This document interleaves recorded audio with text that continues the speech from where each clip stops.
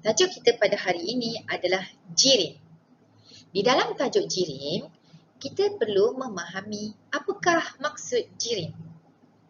Kemudian, kita perlu mengetahui sifat-sifat jirim. Seterusnya, kita perlu tahu keadaan jirim dan beza-beza di antara keadaan-keadaan jirim tersebut.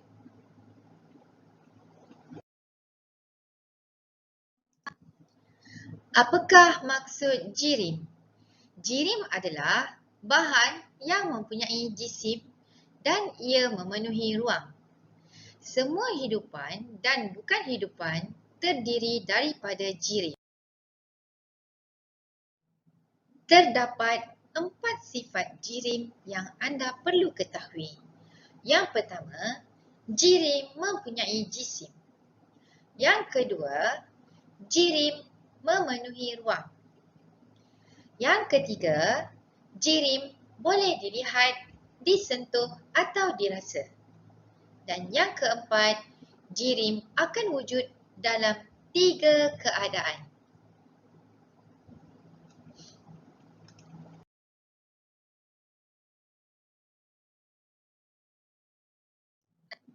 Jirim wujud dalam 3 keadaan. Yang pertama, jirim wujud dalam keadaan pepejal. Yang kedua, jirim wujud dalam keadaan cecair. Dan yang ketiga, jirim wujud dalam keadaan gas. Apakah itu pepejal, cecair dan gas? Mari kita lihat apakah beza di antara pepejal, cecair dan gas. Pepejal akan mempunyai susunan zarah yang sangat rapat dan teratur. Ruang di antara zarah-zarah mereka adalah sangat kecil. Cecair pula mempunyai susunan zarah yang jarang dan tidak teratur. Ruang di antara zarah adalah sederhana. Manakala gas mempunyai susunan zarah yang sangat jarang dan tidak teratur. Ruang di antara zarah sangat besar. Pepejal mempunyai isi padu yang tetap dan memenuhi ruang. Cecair mempunyai isi padu tetap dan memenuhi ruang.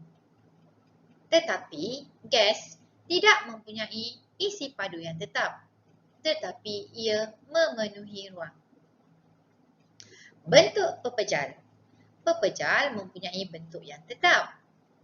Manakala cecair akan mempunyai bentuk dengan mengambil bentuk bekas. Sama dengan gas. Gas tidak mempunyai bentuk yang tetap, tetapi ia mengambil bentuk bekas. Kebolehan dimampatkan. Pepejal tidak boleh dimampatkan. Ini kerana susunan zarah telah terlalu rapat.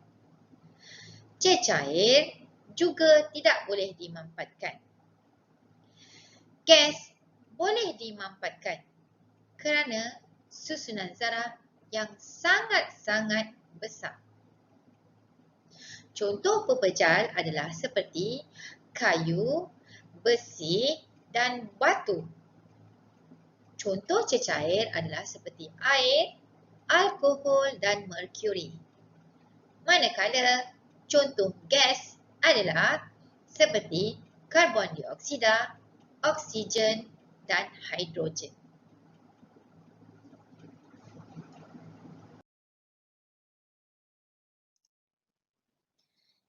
Ini adalah contoh-contoh pepejal. Pepejal tidak boleh dimampatkan. Ia keras. Bentuknya adalah tetap. Ini kerana susunan zarahnya sangat rapat.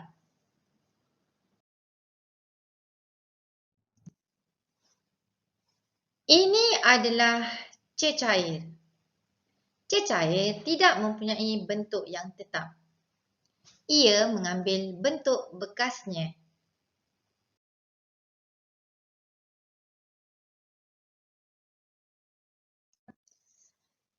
Ini adalah contoh gas. Gas juga tidak mempunyai bentuk yang tetap. Gas akan bergerak secara rawak. Ini kerana ruang di antara gas adalah sangat jauh.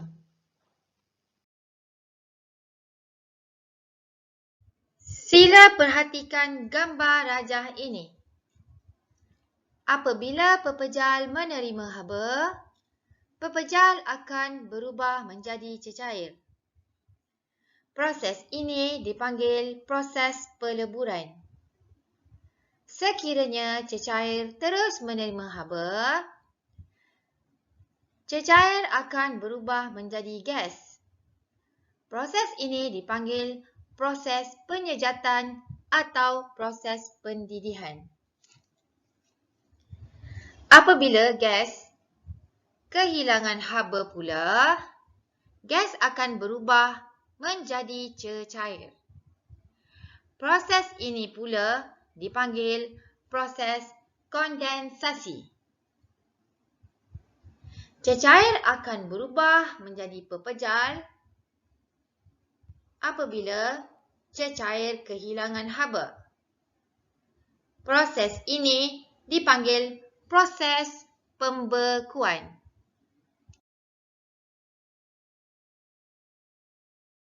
Berikut adalah proses-proses perubahan jirim. Proses perubahan jirim yang pertama adalah peleburan. Di dalam proses peleburan, pepejal akan berubah menjadi cecair. Proses perubahan yang kedua adalah pembekuan. Di dalam proses pembekuan, cecair akan berubah menjadi pepejal. Yang ketiga ialah proses penyejatan.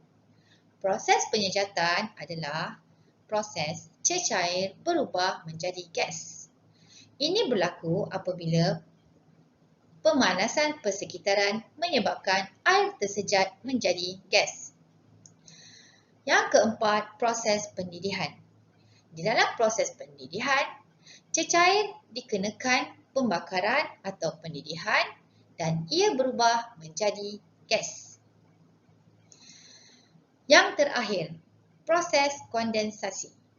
Proses kondensasi adalah proses perubahan gas atau wap air menjadi cecair.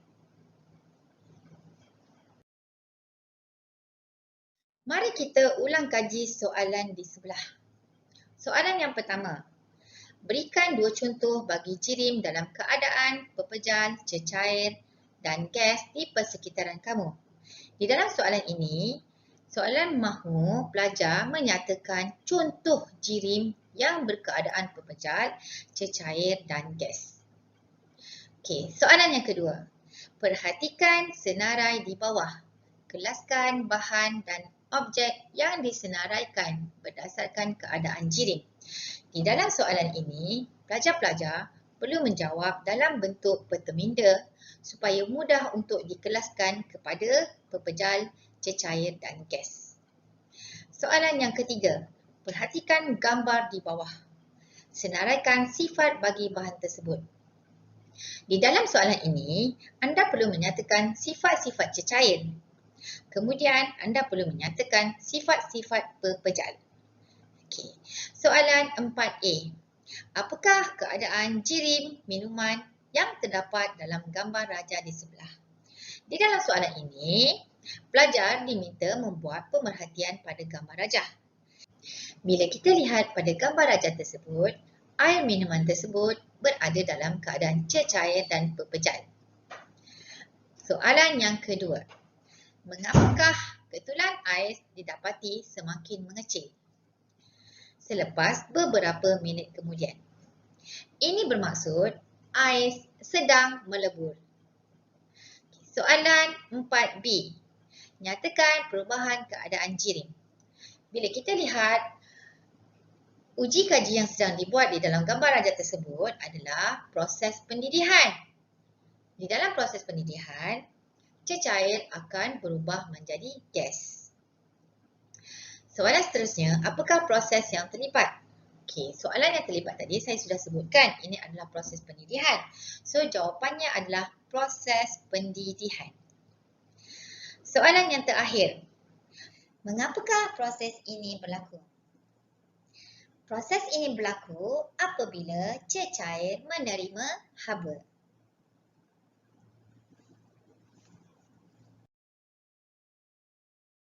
Di dalam soalan ini, pelajar-pelajar dikehendaki menyatakan proses perubahan keadaan jirim bagi situasi yang diberikan. Okey, soalan yang pertama. Ketulan ais di dalam air semakin mengecil. Ini bermaksud pepejal bertukar menjadi cecair. Yang kedua, lantai yang masih basah menjadi kering selepas 20 minit. Proses ini dinamakan proses penyejatan. Okey, yang ketiga, titisan embun di atas daun pada waktu pagi. Ini adalah proses kondensasi. Okey, iaitu gas berubah menjadi cecair. Okey, yang keempat, air yang dipanaskan di dalam cerik mengeluarkan wap air. Ini bermaksud air sedang dididihkan. Okey. Jadi proses perubahan ini kita panggil proses pendidihan, iaitu proses cecair menjadi wap air dengan dipanaskan. Yang terakhir, ketulan ais terbentuk daripada air yang dimasukkan ke dalam penyejuk beku. Okey, ini adalah proses pembekuan, iaitu proses cecair menjadi pepejal.